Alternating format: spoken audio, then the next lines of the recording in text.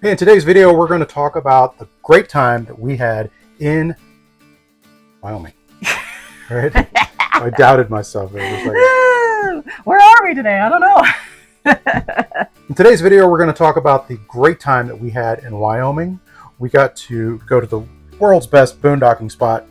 Okay, well, it was one of our favorite boondocking spots, and it was the world's largest rodeo. That is a true fact. And an epic drive that we took actually after Darlene had her accident, which happened in Wyoming. So why don't you give us an update on what's going on? Well, if you're new to our channel and you don't know what all this business is about, welcome. This is Like There's No Tomorrow. I'm Darlene. This is Barry. We were boondocking in Laramie and I had a little accident. You can watch that video. I'm not going to rehash all the details, but so many of you have been asking how I am. I'm obviously much better than the first video. I finally went to the neurosurgeon to that office and had them kind of go through everything that happened. And the good news is there is no massive damage. I'm not going to have surgery. I'm progressing, so it's really getting better each day. I still have my bad days. What I think I didn't know is I truly did have a concussion, and I don't think it ever got written down basically, but I have all the symptoms of the remnants of a concussion. So I have a lot of headaches. I have a lot of weirdness, tired. The fatigue is yucky. But it sounds like in 2 weeks, I'll have another set of x-rays done. And if everything looks good, I get to take it off. I'm so excited. So then it's just a waiting game of like probably a few months to see how it progresses. If I finally do get rid of all the numbness completely.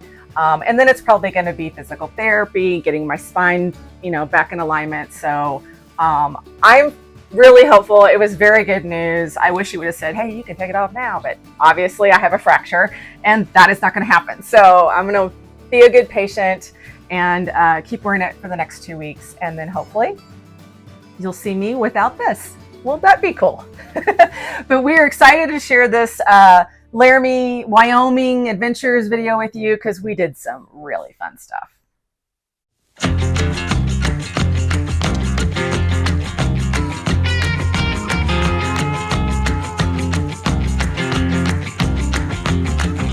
Slow down, mama, why you talk so mean? Good Lord, Nashville, it ain't what it seems. You got nice clothes. Hello, friends. Hello. You gotta move. Beep, beep.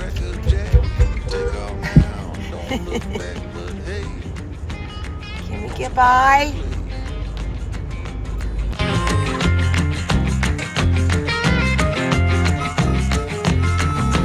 Hold on, sugar, why you look so sad? Come on now, mama, ain't nothing here so bad. You got fast cars, movie stars, party on down the street. With Mary Jane, good cocaine, plenty down there to eat. Double down, throw some dice, you can take off now, don't think twice. But hey, don't you wanna play?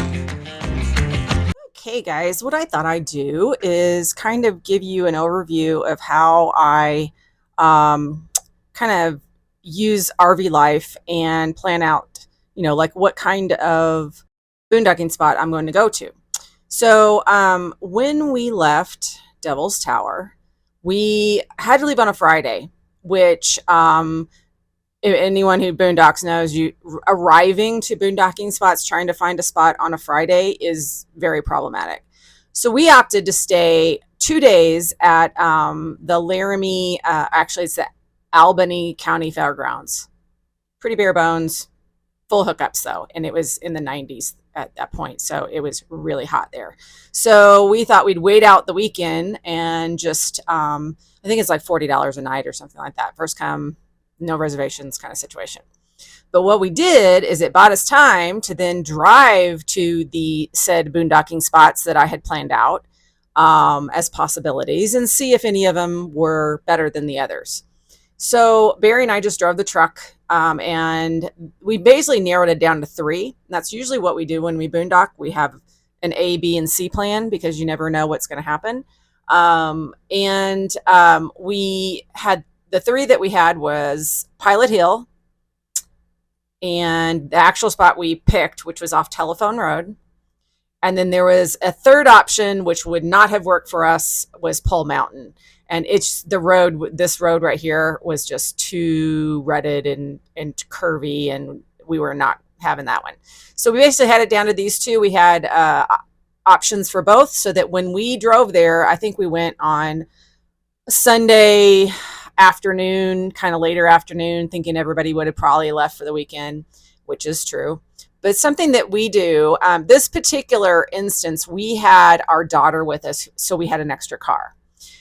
So what we did is we went to this rest stop that's right here off of Highway 80. It's called the Sherman Summit. Some people call it the Lincoln Summit Rest Area. And there's a big Lincoln Memorial there.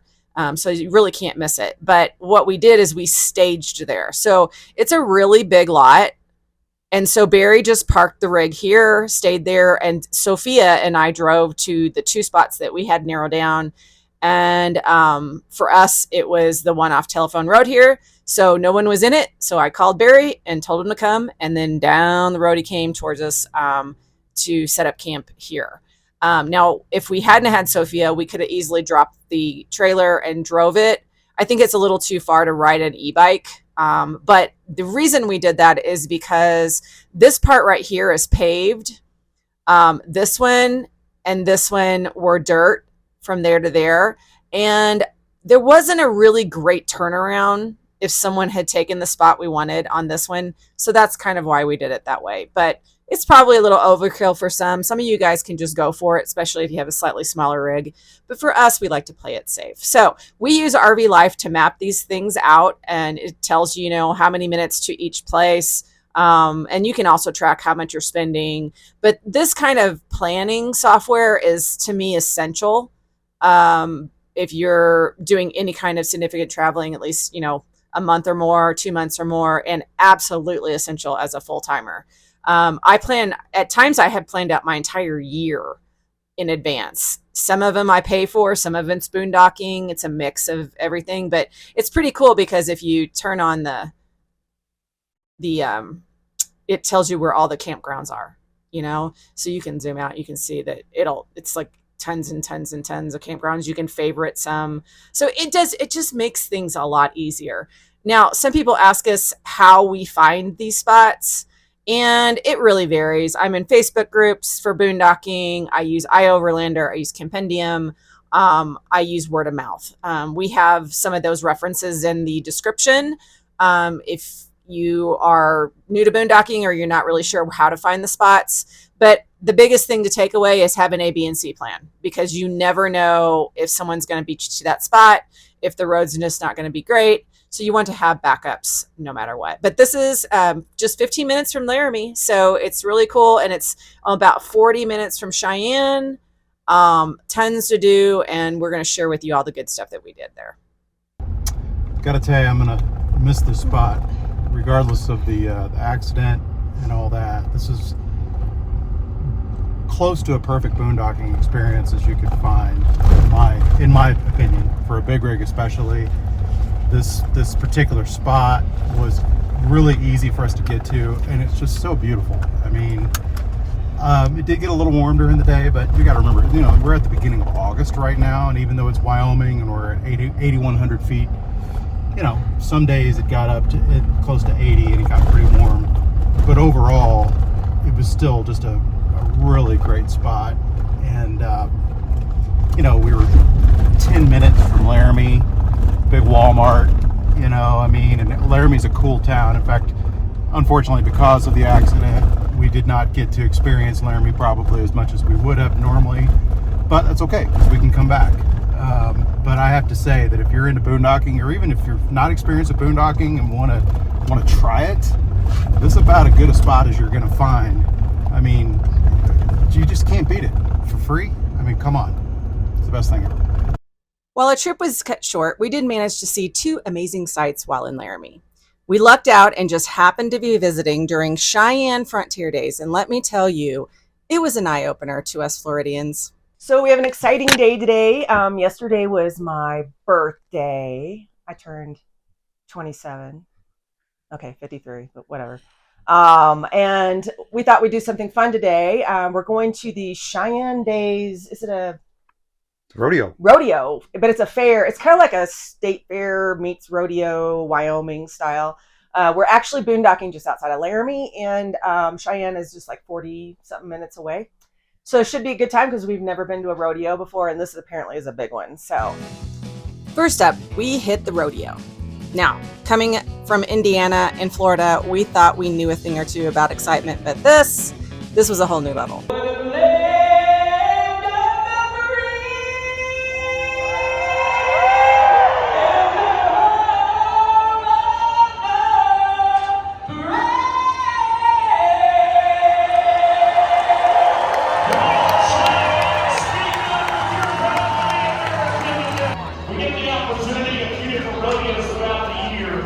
To enlist the next generation of military men and women. And every time you get a chance to watch that, you're realizing that there are selfless heroes amongst us every single day. Those are ones that complete the training necessary. They turn into the men you see now. The United States Navy parachute team. Let's welcome them to what you call the Big Ball. Picture this, cowboys and cowgirls showing off skills that would make even the toughest city slickers jaw drop. From bull riding to barrel racing, it was like watching a real-life action movie unfold right before our eyes. But here's the kicker. Did you know that Cheyenne Frontier Days, fondly called the daddy of them all, has been running since 1897? That's over 125 years of Western heritage packed into one incredible event. It's the largest outdoor rodeo in the world. That is one big old hat.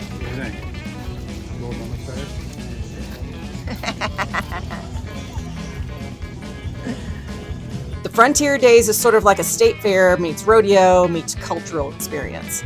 We particularly love the Native American presentation. This was the real deal. We were treated to a spectacular display of ceremonial dances that left us absolutely spellbound. The vibrant colors and the rhythmic beats and the graceful movements, it was like stepping into a living, breathing piece of history. You know, these dances aren't just for show. Each one tells a story, preserving centuries of tradition and culture. It's amazing to think that some of these dances have been performed for generations, long before our hometowns were even founded. What did everybody think of the Cheyenne Days Rodeo? It was fun. Good time. Yeah, it was interesting and just entertaining, most importantly. What was your favorite part, Sophia? I think the buck one. Where The Broncos? Yeah. Yeah, that was pretty cool. Yeah. It was very cultural too. So, you know, we're a family from Indiana and Florida, and, you know, this whole cowboy culture is very different, but it was so highly entertaining. I think the thing that it almost felt like, well, it was a sporting event, and I don't know what I expected, but it was like rocking. They had music blaring, and, you know, they had, the minute the action stopped, they would have something else for you to watch, and it was really cool. It was very well done, very well produced, if you will. I was surprised the amount of like world champions and like really famous, I guess, people in that realm. Yeah, I know. So, like, it's a whole scene, and it's something we had never experienced before. So, if you get a chance, go to, like, I mean, I'd seen rodeos. We lived in Texas back in the day, and I don't know, I just never was really compelled to go to it. But we were all very pleasantly surprised, I think. So, highly recommend go to the rodeo, in particular, the Cheyenne Western Days? What was it called? No, Frontier Days. Cheyenne Frontier Days, that's it. It's the largest rodeo in the world, I think. Is it really? It's been going on for 120 some odd years. 120. Very cool. After my accident, I was in no shape to do much of anything, but we managed to get in a drive through one of Wyoming's best kept secrets, in our opinion, the Snowy Range Scenic Byway. This 29-mile stretch of Highway 130 is like Mother Nature's own picture book. Every turn brings a new wow moment, and we found ourselves pulling over at nearly every scenic stop. And here's a tip. Give yourself plenty of time for this drive. You'll want to savor every vista. One of the coolest things about this byway is it takes you up to an elevation of 10,847 feet. That's higher than any paved road in Wyoming outside of Yellowstone. As you climb, you'll notice the landscape changes dramatically, from lush forests to alpine meadows dotted with wildflowers, and finally to rugged snow-capped peaks that give the range its name. Now let me tell you about our favorite stop, the Sugarloaf Recreational Area. We pulled in, not expecting much, and bam, there it was. Our very first moose sighting. Oh, wow. What is it? Oh my gosh. Oh, it looks like a moose. I don't think I can go that far with the phone.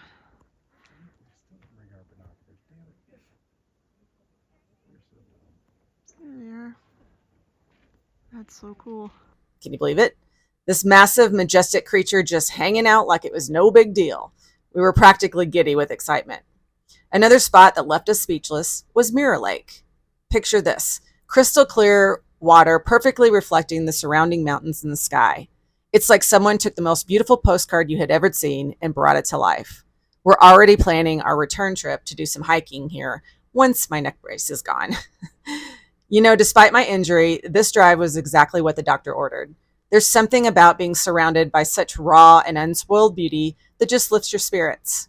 It's a reminder of how vast and wonderful our country is and how much there is to explore right in our own backyard, especially when you live the RV life.